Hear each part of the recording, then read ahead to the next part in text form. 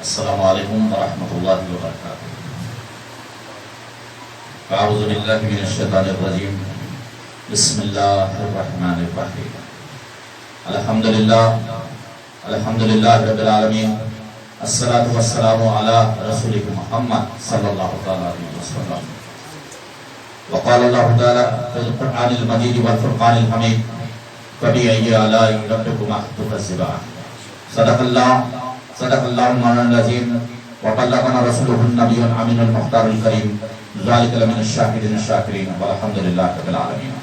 وقال اللہ تعالی فی شان حبیبہ الکریم، ان اللہ وملائکتہ یصلون علی النبی یا ایھا الذین آمنوا صلوا علیہ وسلموا تسلیما۔ اللہم صل علی سیدنا شفیعنا نبینا مولانا محمد وعلی آلہ وصحبہ محمد وبارک وسلم۔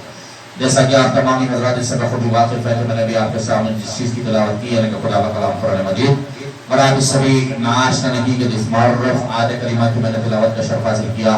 پروردگار عالم ارشاد فرماتا ہے اور تم اپنے رب کی کون کون سی نعمتوں کو جھٹلاؤ گے۔ عزیزان ملت، میں الحمدللہ جو ہے اپنی مسجد حمیدیہ جلپلی میں جو ہے ہر جمعہ جو خطاب کرتا ہوں تو اس میں الحمدللہ جو ہے پچھلے کئی جمعوں سے جو ہے مسلسل سلسلے وار جو ہے اسی آیت کریمہ کے تحت جو ہے گفتگو کرنے کی سعادت حاصل کر رہا ہوں ماشاءاللہ۔ پچھلے کئی جمعوں سے جو ہے اور تم اپنے رب کی کون کون سی نعمتوں کو جھٹلاؤ گے، اسی ایک عنوان کے تحت الحمدللہ پچھلے کئی جمعوں سے جو ہے خطابت کا جو ہے شرف حاصل کر رہا ہوں۔ تو گزشتہ پرسوں جمعہ کے دن جس عنوان پہ میں نے خطاب کیا تھا، میں نے مناسب سمجھا میرے بھائی کہ جو انہی چند ایک باتوں کو، چونکہ وہاں تو جو ہے 47-48 منٹ کا خطبہ ہوا ہے، بیان ہوا ہے، تو اتنا وقت تو ہمارے پاس نہیں ہے۔ چند ایک باتیں اس میں کی جو ہے آپ حضرات کو بھی جو ہے سامنے بھی جو ہے گفتگو کرو، تاکہ جو ہے انشاءاللہ جو ہے ہماری جو یقین ہے، ہمارا جو عقیدہ ہے وہ پختہ ہو جائے انشاءاللہ۔ عقیدے کے عنوان پہ جو ہے گزشتہ جمعہ جو ہے خطابت کا شرف حاصل ہوا، کیونکہ جو ہے میرے بھائی یہ بھی اللہ کی نعمت ہے، عقیدہ کا مضبوط ہونا بھی یہ بھی جو ہے ایک اللہ کی نعمت ہے، ورنہ عزیزان ملت اسلامیہ دنیا میں کروڑوں پیدا کیے گئے۔ یہ چنانچہ جو ہے حضور حدیث پاک میں حضور پاک علیہ الصلوۃ والتسلیم نے ارشاد فرمایا کہ بنی اسرائیل 72 فرقوں میں تقسیم ہوئی تھی اور میری امت 73 فرقوں میں تقسیم ہو جائے گی۔ صحابہ رضوان اللہ علیہم اجمعین تو حضور پاک علیہ الصلوۃ والتسلیم کے ساتھ ہے، یہ وہ شخصیتیں ہیں جو اولین مخاطب قرآن ہے، یہ وہ شخصیتیں ہیں جن کے دور میں جو ہے قرآن نازل ہو رہا ہے، یہ وہ لوگ ہیں جن کے متعلق خالق کائنات نے فرما دیا رضی اللہ عنہ ورضو کہ اللہ ان سے راضی ہے اور یہ اللہ سے راضی ہے۔ اس کے باوجود ان کی فکر یہ تھی، ان کی فکر ایسی کہ جو ہے میرے آقا حضور پاک علیہ الصلوۃ والتسلیم نے جب ارشاد فرمایا کہ لوگوں بنی اسرائیل 72 فرقوں میں تقسیم ہو گئی تھی، میری امت 73 میں بڑھ جائے گی، تو اب ان کی فکر یہ کہ جو ہے کون سے فرقے میں جو ہے بڑھ جائے گی۔ میرے آقا نے فرمایا، آگے میرے آقا حدیث پاک میں فرماتے ہیں کہ اس میں ایک ہی فرقہ ہوگا جو جنتی ہوگا، جو نجات یافتہ ہوگا، جس پہ اللہ کی رحمت ہوگی۔ یہ وہی لوگ ہوں گے جن کے اوپر اللہ نے انعام کر دیا۔ قرآن سے پوچھا گیا کہ اے قرآن بتا تو صحیح کہ اللہ نے کن پر انعام کیا، تو اللہ نے جو ہے قرآن میں نازل کر دیا انا اللہ علیہم من النبیین صدیقین والشہداء والصالحین، کہ اللہ نے انعام کیا ہے ان پر جو اللہ کے صالحین ہیں، جو اللہ کی راہ میں شہید ہوئے، جو اللہ کے صدیقین ہیں، جو اللہ کے نبیین ہیں۔ اللہ نے ان کے اوپر جو ہے انعام کر کر ان کو فتح اور کامیابی اور کامرانی والے گروہ میں رکھ دیا۔ عزیزان ملت اسلامیہ، صحابہ کی فکر ہے اور یہ صحابہ جانتے ہیں کہ اللہ نے صحابہ کے متعلق فرما دیا کہ یہ وہ لوگ ہیں جن سے میں راضی ہوں اور یہ مجھ سے راضی ہے، یعنی کہ یہ میرے ہو گئے اور میں ان کا ہو گیا۔ اب ان کا جب ہو گیا تو مکمل یہ اللہ کی مرضی کے تحت والی زندگی ان کی ہے، تو اب یہ گمراہی کا کوئی گمان نہیں کر سکتا، 72 فرقوں میں یہ شامل ہو نہیں سکتے۔ اس کے باوجود ان کی فکر ہے کہ اللہ کے رسول بتائے تو صحیح کہ کون وہ لوگ ہیں جو ہے نجات یافتہ ہے۔ تو میرے آقا حضور پاک علیہ الصلوۃ والتسلیم نے فرما دیا کہ جس کے اوپر میں اور میرے صحابہ ہیں، جس پہ میں اور میرے صحابہ ہیں، یہ نجات یافتہ لوگ ہیں اور یہ وہی لوگ ہیں جن کے متعلق میرے آقا نے فرما دیا کہ میرے صحابہ ستاروں کی مانند ہے، تم ان میں جن کی بھی پیروی کرو گے فلاح پاؤ گے۔ तुम इनमें जिनकी भी पैरवी करोगे फला पाओगे। अब अगर देखा जाए तो ये कौन है? अरे ये वो जात है जिनको अबू बकर सिद्दीक रज़ी अल्लाह तआला अन्हु कहा गया। ये वो जात है जिनको उमर इब्न खत्ताब फारूक आज़म रज़ी अल्लाह तआला अन्हु कहा गया। ये वो शख्सियत है जिनको उस्मान बिन अफ़्फ़ान, उस्मान गनी रज़ी अल्लाह तआला अन्हु कहा गया। अरे ये वो जात है जो दामाद रसूल है। ये वो जात है जो फातिमुल ज़हरा का सरताज है। ये वो जात है जो हसनैन के बाबा है। ये वो जात है जो फातिह खैबर है। ये वो जात है जो हैदर कर्रार है। अल्लाह ने इन लोगों को जो है इनाम याफ्ता कर दिया। या अली मुर्तज़ा करमल्लाहु वजहहु की ज़ात बबरकत, या हसनैन करीमैन की ज़ात बबरकत, या हजरत जुबैर की ज़ात बबरकत, या हजरत अब्दुर्रहमान बिन औफ की ज़ात बबरकत, हजरत तलहा की ज़ात बबरकत, हजरत साद की जो है ज़ात बबरकत, हजरत सईद की ज़ात बबरकत, हजरत जो है एक हजरत अबू हुरैरा रज़ी अल्लाह तआला की ज़ात बबरकत। अज़ीज़ान मिल्लत इस्लामिया किन किन का नाम लो, तमाम के तमाम सहाबी है। और उन सहाबियों के मुतालिक अल्लाह ने फरमा दिया कि ये वही लोग हैं जिनसे मैं राजी हूं और ये मुझसे राजी है। अब सहाबा ने पूछा कि अल्लाह के रसूल बताए तो सही। तो मेरे आका ने फरमाया जिसके ऊपर मैं और मेरे सहाबा है, जिस पे मैं अमल करता हूँ, जिसका मैं हुक्म देता हूँ, जिस पे मैं पैरवी करता हूँ, जिस पे मैं चलता हूँ, जिसके पीछे जो चलेंगे वो सहाबा की जमात अहले सुन्नत वल जमात कहा गया। अज़ीज़ान मिल्लत मिसाल देकर बताऊं मैं आपको कि जो है ईमान क्या है मेरे भाई। एक दरख्त है, एक ईमान जो है दरख्त है। अब अगर दरख्त मजबूत रहना है तो उसकी जड़ें मजबूत होना जरूरी है।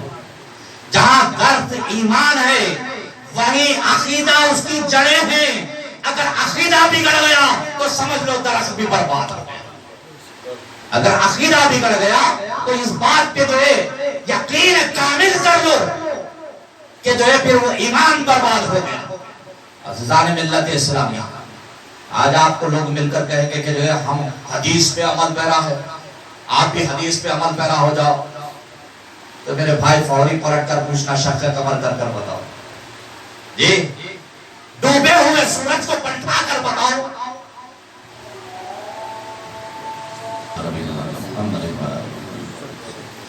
अज़ीज़ान मिल्लत इस्लामिया मैं ये अर्ज कर रहा था कि जो है दरख्त ईमान है तो जड़ें उसकी अकीदा है। अगर जड़ बिगड़ गई तो यकीन जान लो ईमान बिगड़ जाएगा, दरख्त बर्बाद हो जाएगा। दरख्त को बर्बाद होने के लिए ज्यादा वक्त नहीं लगेगा।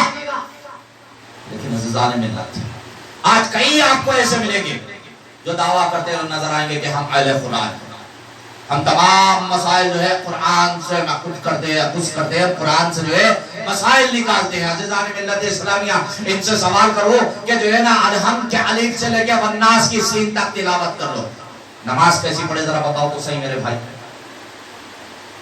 कुरान की कोई एक आयत लाकर नहीं बता सकते कि नमाज किस तरीके से कायम की जाए। अल्लाह ने फरमा दिया अकीमुस्सलाह, नमाज कायम करो, लेकिन नमाज का तरीका नहीं बता सकते मेरे भाई। सहाबा रिज़वानुल्लाहि अलैहिम अजमईन ने आकर अर्ज़ की कि अल्लाह के रसूल सल्लल्लाहु अलैहि वसल्लम अल्लाह ने हुक्म फरमा दिया नमाज पढ़े, अब हमें बताइए तो सही कि नमाज जो है कैसी अदा करें। तो अज़ीज़ान मिल्लत इस्लामिया मेरे आका हुज़ूर पाक अलैहिस्सलातु तस्लीम ने ये नहीं फरमाया कि जाओ कुरान नाजिल हो गया तुम नमाज पढ़ लो। अगर मेरे आका ये फरमा देते तो आज के इस दौर को हम सामने रख के गुफ्तगू करें मेरे भाई। हम यहाँ खानकाए सूफिया अबुल उलाइया में बैठे हैं। अब यहाँ पे ये सैकड़ों का मजमा है। अब हर किसी को कुरान मिला है, हर किसी के नजदीक कुरान मुकद्दम है। अब सोचो जितने सर उतनी नमाज है, कोई किसी की पैरवी ना करता, क्योंकि कुरान की आयत हर एक के लिए, कुरान की आयत हर किसी को बता दी गई। अल्लाह ने हुक्म दे दिया नमाज कायम करो। अब तुमको क्या, अब तुम क्या करोगे? तुम पीर साहब की पैरवी क्यों करोगे? तुम तो ये कहोगे कि पीर को भी वही आयत मिली, मुझे भी वही आयत मिली, लिहाजा इनके पीछे मैं क्यों पढ़ूं, इनके तरीके पे मैं क्यों पढ़ूं?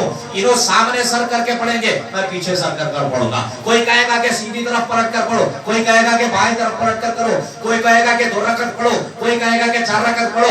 عزیزان ملت اسلامیہ، جتنے سر ہوتے اتنے طریقہ نماز ہوتی۔ صحابہ جن کے دور میں قرآن نازل ہو رہا ہے اور عربی میں قرآن نازل ہو رہا ہے، ان کی اپنی زبان میں جو عربی کی فصاحت اور بلاغت سے پر ہے، وہ لوگ سرکار کے دربار میں حاضر ہو گئے کہ اللہ کے رسول صلی اللہ علیہ وسلم بتائے تو صحیح کہ ہم نماز کیسی پڑھے؟ تو میرے آقا نے ارشاد فرما دیا، صلو کما رأیتمونی صلی، تم ایسی نماز پڑھتے ہو، تم ایسی نماز پڑھو جیسی مجھے دیکھتے ہو نماز۔ سبحان اللہ، سبحان اللہ، سبحان اللہ۔ تم ایسی نماز پڑھو جیسے تم مجھے دیکھتے ہو نماز پڑھتا ہو۔ صلو کما رأیتمونی صلی فرما دیا، تم ویسی نماز پڑھو جیسے تم مجھے دیکھتے ہو نماز پڑھتا ہو۔ تو عزیزان ملت اسلامیہ، عقیدہ درست ہوا، عقیدہ درست ہوا۔ ایمان صرف قولو لا الہ الا اللہ پہ جو ہے مکمل نہیں ہوا میرے بھائی۔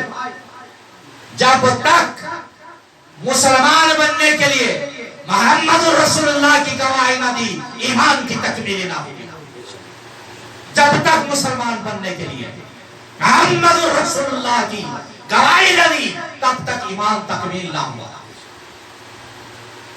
کلمہ پڑھتے ہو نبی کا، اس کے بعد میں پھر نبی سے بات، دیکھ نبی کی حدیث کو نہیں مانیں گے، قرآن آ گیا، ہم اہل قرآن، نبی کی حدیث بعد میں لکھی گئی، اس وقت میں جو ہے وہ وقت نہیں تھا کہ جو ہے کوئی لکھنا پڑھنا جانتا تھا۔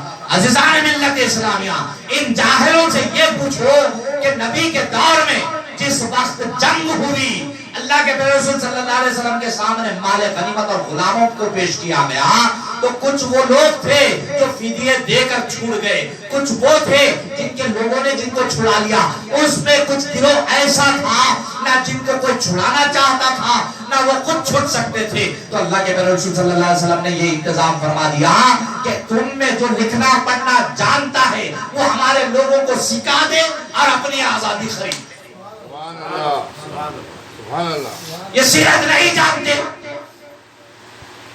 اب یہ وہی رسول ہے جس نے یہ فرمایا کہ تم کو علم حاصل کرنے کے لیے اگر چین تک کیوں نہ جانا پڑے چلے جاؤ۔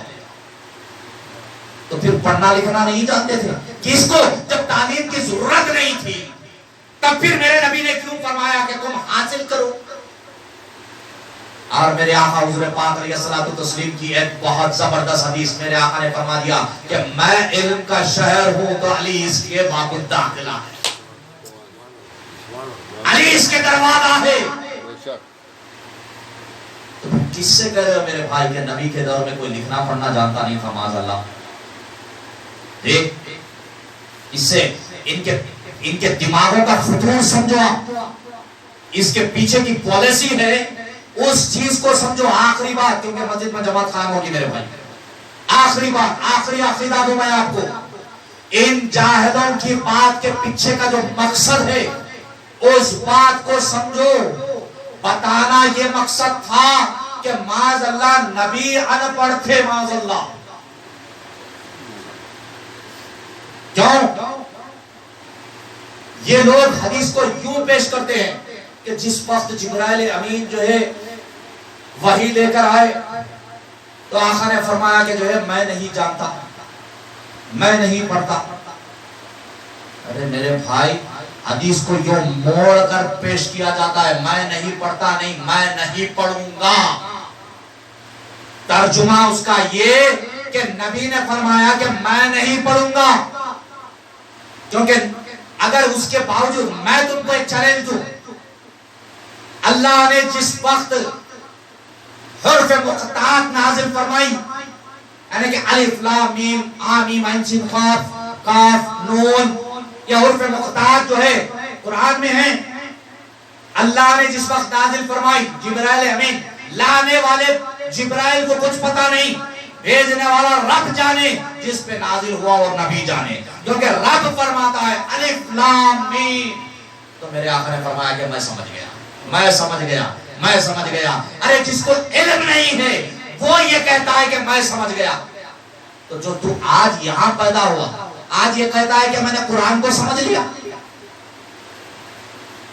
الف لام میم، تو نبی نے فرمایا کہ میں سمجھ گیا وہ جو کوڈ ورڈز تھے جس کا کسی مفسر نے آج سے لے کر اب سے لے کر نبی کے دور میں جب تک جس وقت یہ نازل ہوا سوائے نبی کے اس جب سے لے کے آج تک اس کا ترجمہ کسی کو نہیں معلوم.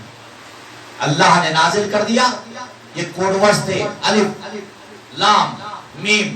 نبی فرماتے ہیں کہ میں سمجھ گیا، میں سمجھ گیا، میں سمجھ گیا. لانے والے جبرائیل حیرت زدہ ہے کہ کیا سمجھ گئے. جی لانے والے جبرائیل حیرت زدہ ہے کہ کیا سمجھ گئے. جبرائیل کو پتا نہیں. جبرائیل آگے کہتے حامیم عین سین قاف. نبی فرماتے ہیں میں جانتا ہوں، میں جانتا ہوں، میں جانتا ہوں. ارے جبرائیل کو پتا نہ چلا تو اس کمبخت کو کیا پتہ چلے گا آج کے وقت. اور اپنے آپ کو جو ہے مسلمان بھی کہتے ہیں میرے بھائی.